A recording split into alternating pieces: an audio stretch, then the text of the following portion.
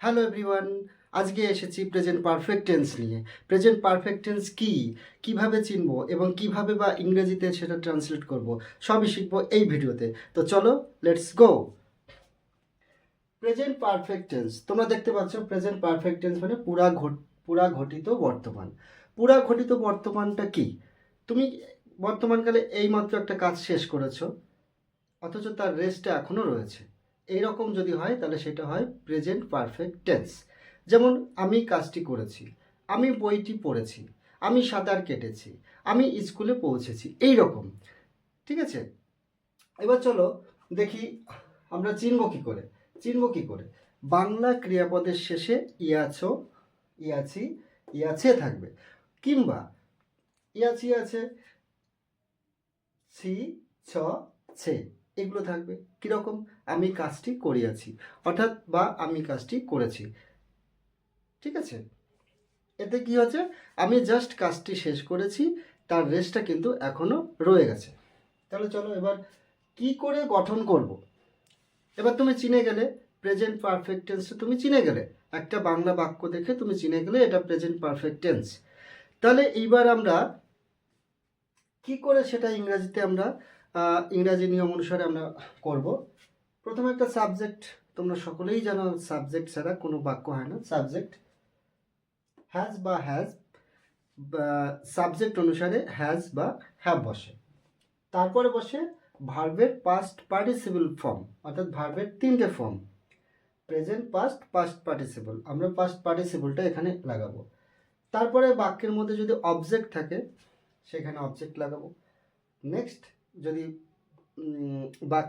বাক্যের মধ্যে অন্য কিছু থাকে, আরও কিছু থাকে, তাহলে সেগুলো পরে লাগাবো। তো এখানে কিছু উদাহরণ আমি দিয়েছি এক্সাম্পল প্র্যাকটিস করার জন্য। তো চলো আমরা দেখি কিভাবে করা যায়।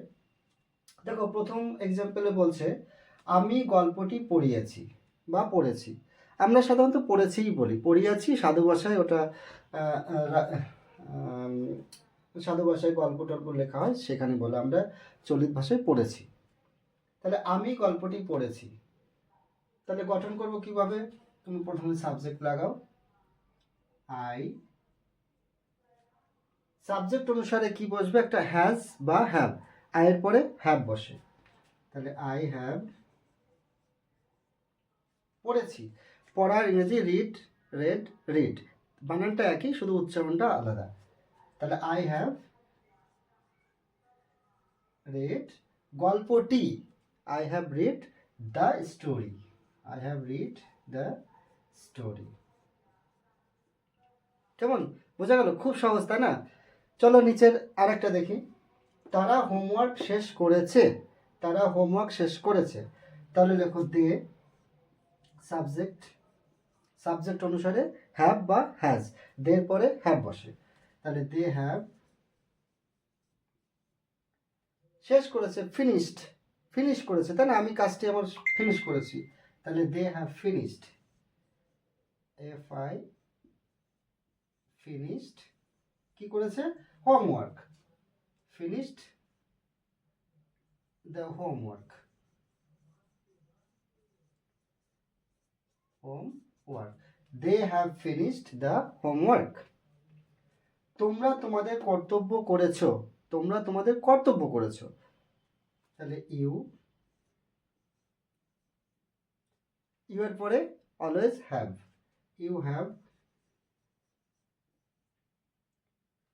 কর্তব্য করেছো, পালন করেছো, তাহলে you have done, you have done তোমাদের কর্তব্য, you have done your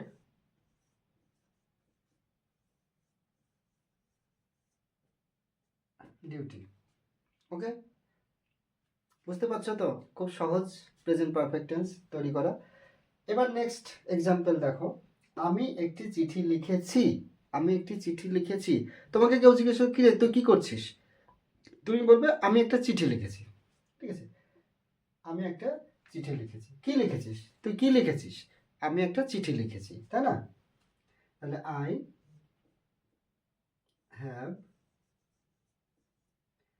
right মানে লেখা, write, wrote, written, W R I T T N. I have written a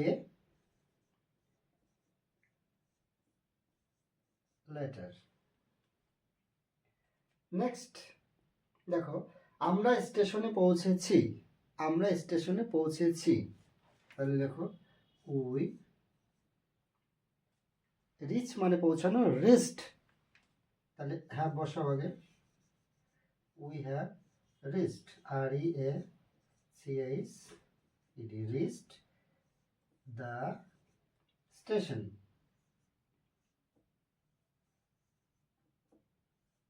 we have reached the station. তো এইভাবে আমরা প্রেজেন্ট পারফেক্ট টেন্সটা করতে পারি।